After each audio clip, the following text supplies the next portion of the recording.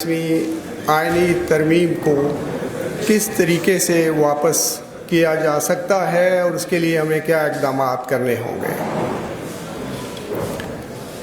جہاں تک Pakistan bar council کے الیکشن کا تعلق ہے، میں بھی اس کا حصہ رہا۔ پروفیشنل گروپ کی طرف سے میں کینڈیڈیٹ تھا، اور پریکٹیکلی جو میں نے اس الیکشن میں دیکھا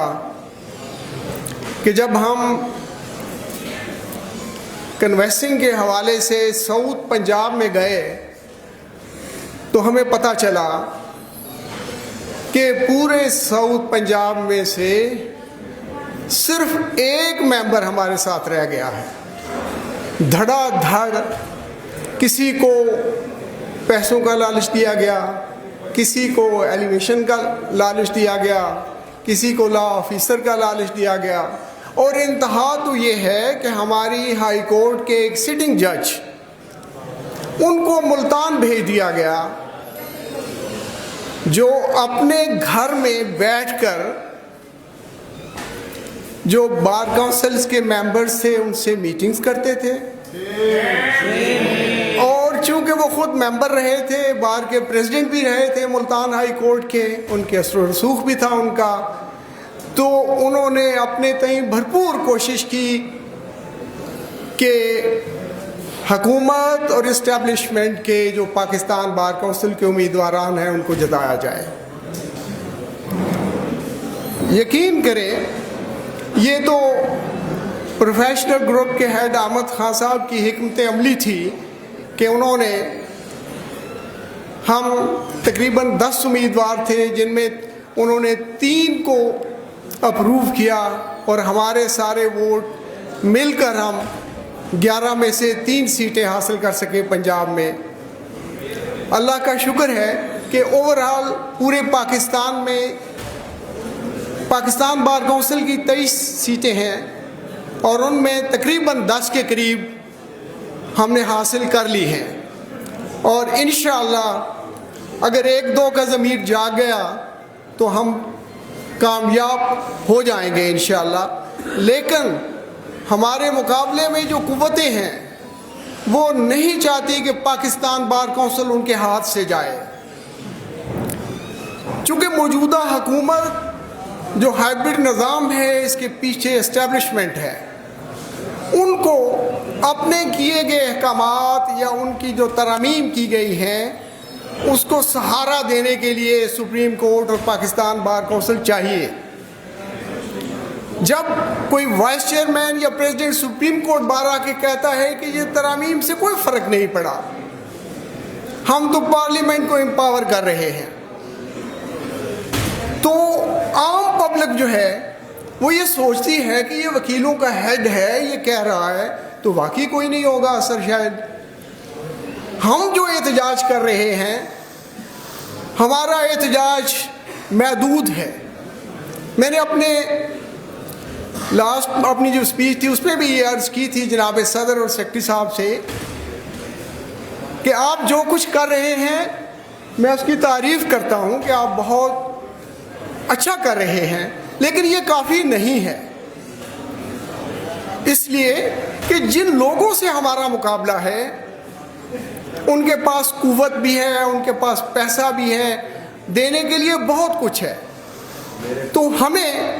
اس طریقے کی جو اسٹریٹجی ہے وہ ڈیوائس کرنی چاہیے کہ ہم ان کا مقابلہ اس طرح کر سکیں جس طرح 2007 میں ہم نے کیا تھا۔ میں اس وقت ایڈیشنل ایڈوکیٹ جنرل پنجاب تھا جب چیف جسٹس کو ڈس فنکشنل کیا گیا۔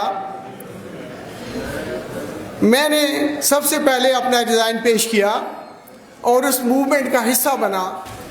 اور میں جانتا ہوں کہ وہ کیسے کامیاب ہوئی۔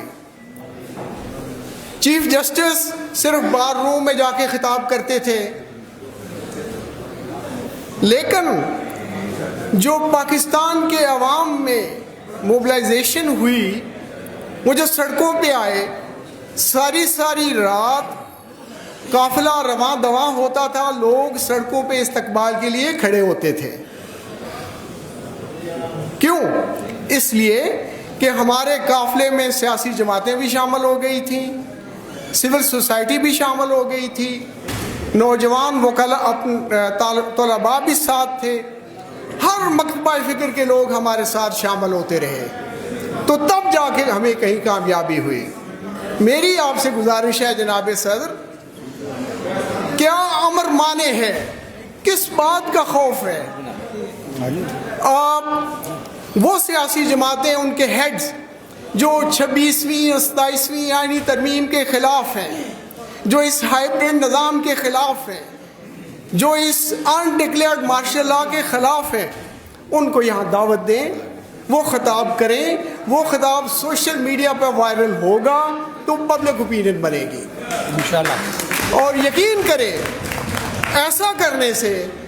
ہم انشاءاللہ تعالیٰ یہ 26ویں 27ویں آئینی ترمیم کے علاوہ اس حکومت کو بھی چلتا کریں گے۔ آپ نے دیکھا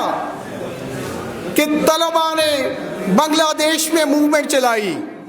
ان کا کوئی لیڈر نہیں تھا، ان کا کوئی ہیڈ نہیں تھا، انہوں نے اس قدر جاندار تحریک چلائی کہ حسینہ واجد جو کہ بڑی مضبوط اپنے آپ کو سمجھتی تھی، جس کا اپنا کزن آرمی چیف تھا، اس کو کپڑے تبدیل کرنے کا موقع نہیں ملا اور اسے انڈیا میں بھاگنا پڑا۔ نیپال میں ہوا، سری لنکا میں ہوا، آزاد کشمیر کے لوگ نکلے۔ تو ہمیں اس کی طرف قدم